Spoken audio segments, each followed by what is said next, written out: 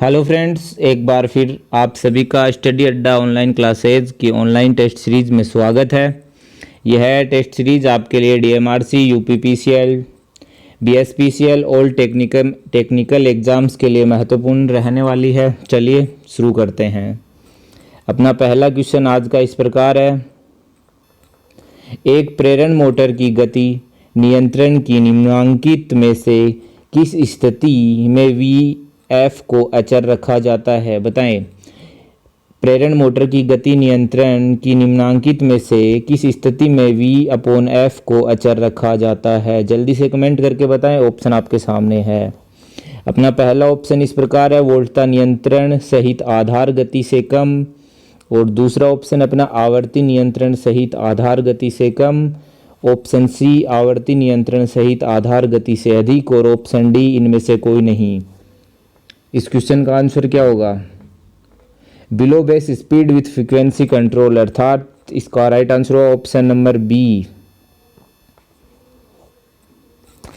प्रेरण मोटर की गति नियंत्रण को निम्नलिखित में से किस स्थिति में V/F को अचर रखा जाता है? वह स्थिति होती है आवर्ती नियंत्रण सहित आधार गति में गति से कम। चलिए नेक्स्ट क्वेश्चन देखते हैं। यदि दूसरा वाट मीटर W2 ऋणात्मक विक्षेप दे रहा है, विद्युत को मापने की 2 वाट मीटर विधि के मामले में तो इस्तेमाल में लाई गई वैद्युत कितनी होगी? बताएं। 2 वाट मीटर मेथड है, उसमें अपना जो दूसरा वाट मीटर है वह ऋणात्मक विक्षेप दे रहा है, तो अपनी इस्तेमाल की गई वैद्युत कितनी होगी? बताएं जल्दी से कमेंट करके। 4 ऑप्शन आपके सामने है। क्वेश्चन हमेशा ध्यानपूर्वक पढ़ें और सोच समझ के सही जवाब दें।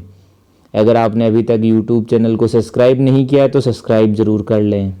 साथ में बेल आइकन ज़रूर दबाएं, जिससे आने वाले वीडियो का नोटिफिकेशन आपको सबसे पहले मिल जाए। इस क्वेश्चन का राइट आंसर क्या होगा? जो टोटल पावर है वो W1 प्लस कोष्टक माइनस W2, अर्थात इसका राइट आंसर क्या होगा? Option number A. Total power अपन इस तरीके से निकालते हैं। इजी क्वेश्चन है। चलिए नेक्स्ट क्वेश्चन देख लेते हैं। 3 प्रतिरोधकों को जिनमें से प्रत्येक R ओम का है एक तार के साथ संयोजित किया जाता है। जब उन्हें डेल्टा संयोजन में बदला जाता है तो प्रत्येक भुजा का प्रतिरोध होगा। बताएं डेल्टा कनेक्शन कैसा होता है? डेल्टा कनेक्शन कुछ इस प्रकार से होता है। 3 प्रतिरोधकों को जिनमें से प्रत्येक का प्रतिरोध क्या दिया अपने को? R ओम एक तार के साथ संयोजित किया जाता है। जब उन्हें डेल्टा संयोजन में बदला जाता है तो प्रत्येक भुजा का प्रतिरोध क्या होगा? जल्दी से कमेंट करके बताएं। यह क्वेश्चन आपके लिए बहुत इंपॉर्टेंट रहेंगे आने वाली सभी टेक्निकल एग्जाम्स के लिए। जिस एग्ज़ाम में इलेक्ट्रिकल एंड इलेक्ट्रॉनिक्स के क्वेश्चन आते हैं उस हर एग्ज़ाम के लिए क्वेश्चन आपके लिए इंपॉर्टेंट होने वाले हैं। इसका राइट आंसर होगा ऑप्शन नंबर बी, 3R ओम। अगर आपको क्वेश्चन से संबंधित किसी भी प्रकार की क्वेरी है तो कमेंट करके ज़रूर बताएं। क्वेश्चन पसंद आए तो भी कमेंट करें। हमारे क्वेश्चंस का लेवल आपको कैसा लगा यह भी आप हमें कमेंट करके बताएं। चलिए नेक्स्ट क्वेश्चन देखते हैं। यदि वोल्ट मीटर को भार के साथ श्रेणी क्रम में संयोजित किया जाता है तो क्या होगा? बताएं। वोल्ट मीटर को लोड के साथ, ये अपना मान लो लोड है, इसके साथ वोल्ट मीटर को अपन श्रेणी क्रम में लगा रहे हैं तो क्या होगा? बताएं। ऑप्शन नंबर ए, वोल्ट मीटर कोई पठन नहीं देगा। ऑप्शन बी, वोल्ट मीटर सामान्य पठन देगा। ऑप्शन सी, वोल्ट मीटर जल जाएगा। ऑप्शन डी, वोल्ट मीटर पठन से दुगुना पठन देगा। जल्दी से क्वेश्चन का आंसर कमेंट करें। वोल्ट मीटर को भार के साथ श्रेणी क्रम में लगाने पे क्या होता है? Volt meter will give normal reading. इसका राइट आंसर अर्थात तो क्या हुआ? Option number B. चलिए नेक्स्ट क्वेश्चन देख लेते हैं। 2 संधारित्रों को जिनमें से प्रत्येक 220 माइक्रोफेरेड का है समांतर में जोड़ा जाता है, इस संयोग की संधारिता होगी। बताएं। समांतर क्रम में अपने 2 कैपेसिटर जोड़ रहे हैं जो प्रत्येक 220 माइक्रोफेरेड का है तो क्या होगा? जल्दी से कमेंट करके बताएं इसका राइट आंसर क्या होगा। समांतर क्रम में टोटल संधारित्र की धारिता कितनी क्या होती है, जुड़ जाती है। तो 2 है तो जुड़ के कितनी हो गई, option number C right answer. समांतर क्रम में डायरेक्ट जोड़ते हैं। चलिए नेक्स्ट क्वेश्चन। सवर्त परिपथ में सभी प्रच्छन्न अंतरों का योग 0 है, वर्णित नियम का नाम है, बताएं। सवर्त परिपथ के सभी प्रच्छन्न अंतरों का योग 0 है, वर्णित नियमों का नाम बताएं। यह क्वेश्चन कुछ ज़्यादा ही हिंदी लैंग्वेज में आ गया। इसने पूछा है sum of all potential difference in a closed circuit is 0। किसी बंद परिपथ में होने वाला वोल्टेज ड्रॉप हमेशा 0 होता है। किरचॉफ का द्वितीय नियम है, यह किरचॉफ के द्वितीय नियम पर आधारित क्वेश्चन है। इसका राइट आंसर होगा कि किरचॉफ का द्वितीय नियम। किरचॉफ का द्वितीय नियम क्या है, किरचॉफ वोल्टेज लॉ। चलिए नेक्स्ट क्वेश्चन देख लेते हैं।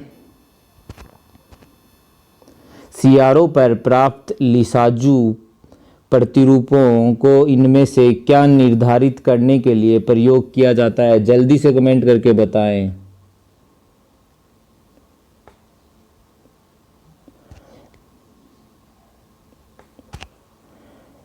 लिसाजू प्रतिरोधों को इनमें से क्या निर्धारित करने के लिए प्रयोग किया जाता है सीआरओ में। सीआरओ की फुल फॉर्म क्या होती है, कैथोड रे ऑसिलोस्कोप, ये आप सभी को पता है। इसका राइट आंसर क्या होगा, कला विस्थापन, आयाम विरूपण, ऑप्शन सी वोल्टता आयाम, ऑप्शन डी इनमें से कोई नहीं। जल्दी से कमेंट करें, यह क्वेश्चन आपके लिए बहुत महत्वपूर्ण रहेंगे आने वाले सभी टेक्निकल एग्जाम्स के लिए। इसका राइट आंसर होगा फेज स्पीड, अर्थात ऑप्शन नंबर ए।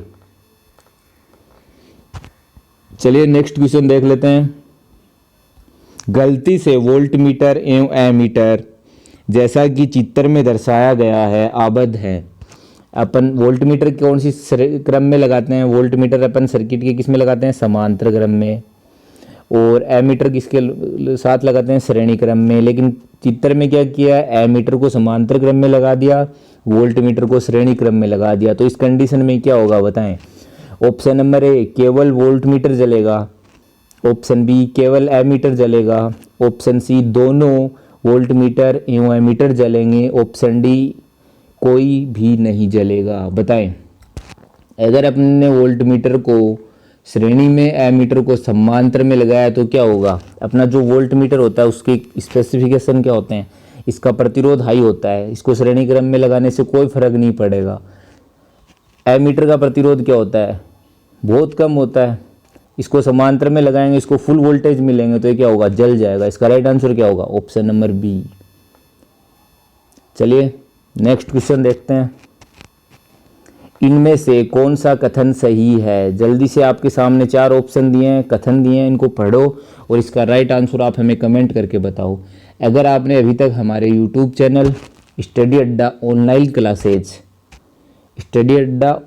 क्लासेज को अभी तक सब्सक्राइब नहीं किया तो सब्सक्राइब जरूर करें। इनमें से कौन सा कथन सही है, इसका राइट आंसर होगा ऑप्शन नंबर बी। बिना ब्रूश वाली डीसी मोटर में घूर्णक में स्थायी चुंबक होते हैं, ये सबको पता है, इजी क्वेश्चन है। चलिए नेक्स्ट क्वेश्चन देख लेते हैं। थायरिस्टर में एनोड धारा की मात्रा बताएं। ऑप्शन नंबर ए बढ़ेगी यदि गेट धारा बढ़ती है। तो थायरिस्टर में कितने टर्मिनल होते हैं वह भी साथ में कमेंट करके बताएं। थायरिस्टर की जो एनोड धारा है वह कौन सी कंडीशन में बढ़ती है, अगर गेट धारा बढ़ती है, घटेगी यदि गेट धारा बढ़ती है, बढ़ेगी यदि गेट धारा घटती है। ऑप्शन डी गेट धारा के किसी परिवर्तन से कुछ नहीं बदलेगा। जल्दी से कमेंट करके बताएं इस क्वेश्चन का आंसर क्या होगा।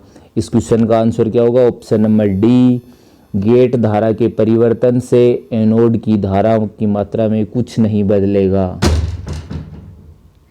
चलिए नेक्स्ट क्वेश्चन देख लेते हैं।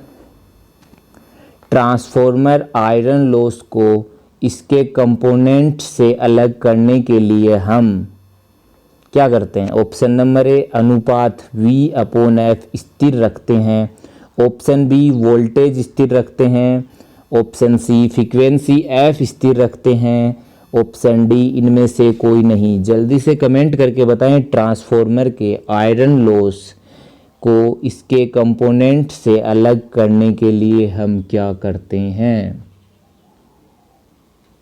जो ट्रांसफॉर्मर का V/F रेशियो होता है उसको अपन क्या रखते हैं, कांस्टेंट रखते हैं। इसका राइट आंसर क्या हुआ, ऑप्शन नंबर ए। अगर आपको हमारे क्वेश्चन पसंद आए तो लाइक ज़रूर करें और वीडियो अंत तक ज़रूर देखें। चलिए नेक्स्ट क्वेश्चन देख लेते हैं। एक 60 किमी भूमि के अंदर विद्युत प्रेषण व्यवस्था में सर्वोत्तम विद्युत प्रेषण व्यवस्था है, बताएं। Option number A single phase AC व्यवस्था, option B 3 phase AC system, option C high voltage AC voltage system, D DC transmission system. बताएं एक 60 किलोमीटर भूमि के अंदर विद्युत प्रेषण व्यवस्था में सर्वोत्तम विद्युत प्रेषण व्यवस्था है कौन सी होगी। इसका राइट आंसर होगा ऑप्शन नंबर डी डीसी प्रेषण व्यवस्था अर्थात डीसी ट्रांसमिशन सिस्टम, इसका राइट आंसर। चलिए नेक्स्ट क्वेश्चन देख लेते हैं। एक सेतु रेक्टिफायर में आगत एवं निर्गत आबंधन अदले बदले जाते हैं, आपूर्ति को स्विच ऑन करने पर क्या घटित होगा, बताएं। एक ब्रिज रेक्टिफायर है, उसके इनपुट और आउटपुट को आपस में बदल देते हैं, आउटपुट की जगह इनपुट, इनपुट की जगह आउटपुट लगा देते हैं और सर्किट ऑन करते हैं तो क्या घटित होगा, बताएं। ऑप्शन नंबर ए डीसी निर्गत बहुत निम्न होगा, ऑप्शन बी डीसी निर्गत रेटेड मान से घटकर आधा हो जाएगा, ऑप्शन सी सभी डायोड्स अति उष्मित हो जाएंगे, ऑप्शन डी शॉर्ट सर्किट हो जाएगा, बताएं। बताएं इस क्वेश्चन का राइट आंसर क्या होगा। अगर अपन ने एक ब्रिज रेक्टिफायर के आउटपुट को इनपुट, इनपुट को आउटपुट में आपस में बदल दिया है तो क्या होगा, इसका राइट आंसर होगा option number D short circuit हो जाएगा। चलिए अगला क्वेश्चन देख लेते हैं। जब एक विद्युत आयरन को मेगर पर टेस्ट करते हैं तो मेगर का पठन अनंत होता है, यह सूचित करता है, बताएं। एक विद्युत आयरन है, उसको अपन मेगर पर टेस्ट कर रहे हैं। क्वेश्चन में थोड़ी मिस प्रिंटिंग है, मीगर लिख रखा है, इसे सही कर लीजिएगा। एक विद्युत आयरन को मेगर पर टेस्ट करते हैं तो मेगर अनंत पठन दिखा रहा है, यह क्या सूचित करेगा, ऊष्मीय तंतुओं का शॉर्ट सर्किट, ऑप्शन बी आपूर्ति टर्मिनल का शॉर्ट सर्किट, ऊष्मीय तंतुओं का मुक्त परिपथ, ऑप्शन डी ढीला टर्मिनल आबंधन। अनंत रेजिस्टेंस कब होता है, ओपन सर्किट कंडीशन में होता है, तो इसका राइट आंसर क्या हुआ जल्दी से कमेंट करके बताएं। इसमें ओपन सर्किट का ऑप्शन एक ही है, ऑप्शन नंबर सी इसका राइट आंसर। चलिए अगला क्वेश्चन देख लिया जाए। केल्विन किसकी एसआई यूनिट है, जल्दी से कमेंट करके बताएं। हम हर वीडियो में एक यूनिट का क्वेश्चन लगभग डिस्कस करते हैं। लगभग टेक्निकल एग्जाम्स में जो चाहे वो स्टेट गवर्नमेंट हो चाहे सेंट्रल गवर्नमेंट, उसमें यूनिट संबंधित क्वेश्चन हर एग्जाम में पूछे जाते हैं। केल्विन किसकी एसआई यूनिट है, जल्दी से कमेंट करके बताएं। तापमान की, इसका राइट आंसर होगा ऑप्शन नंबर सी, ध्यान रखिएगा। चलते हैं अगले क्वेश्चन में। नेक्स्ट क्वेश्चन देख लेते हैं। किसी प्रवर्धक में संधारित्रों के युग्मन का उद्देश्य, बताएं।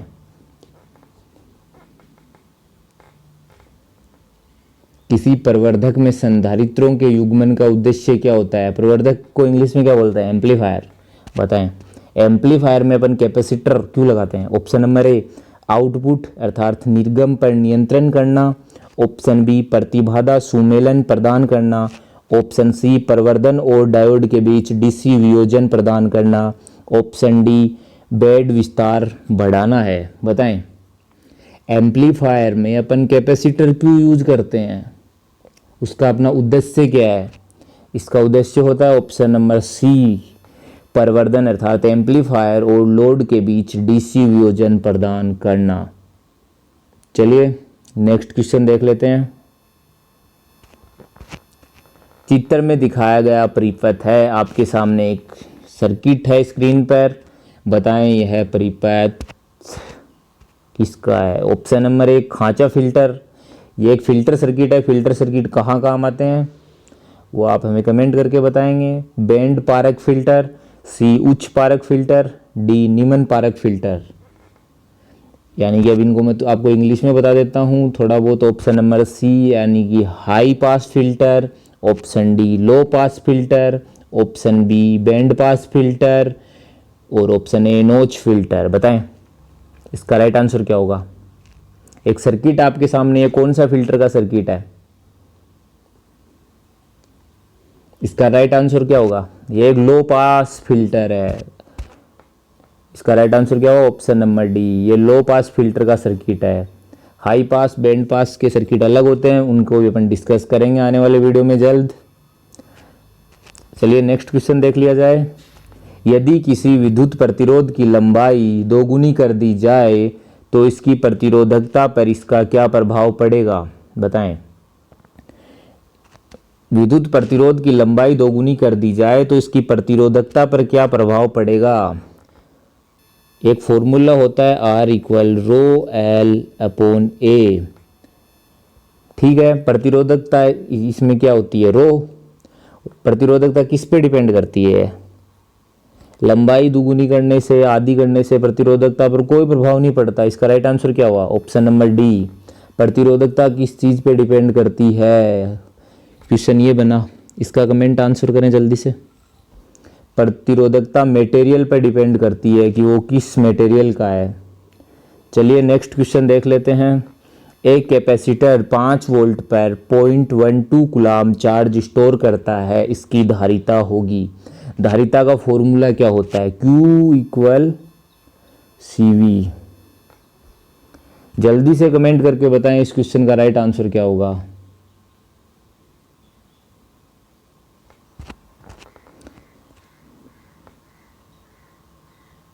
इस क्वेश्चन का राइट आंसर क्या होगा? जल्दी से कमेंट करें। इस क्वेश्चन का राइट आंसर होगा ऑप्शन नंबर सी, 0.024 फेरेड। चलिए नेक्स्ट क्वेश्चन देख लेते हैं। निम्नलिखित में वेक्टर राशि है, बताइए इनमें से वेक्टर राशि कौन सी है? वैद्युत आवेश, वैद्युत विभव, वैद्युत क्षेत्र की तीव्रता, इनमें से कोई नहीं। जल्दी से कमेंट करके बताएं इनमें से वेक्टर राशि कौन सी है। अगर आपने अभी तक भी हमारे यूट्यूब चैनल स्टडी अड्डा ऑनलाइन क्लासेज को सब्सक्राइब नहीं किया है तो सब्सक्राइब जरूर कर लें। इसका राइट आंसर होगा ऑप्शन नंबर सी।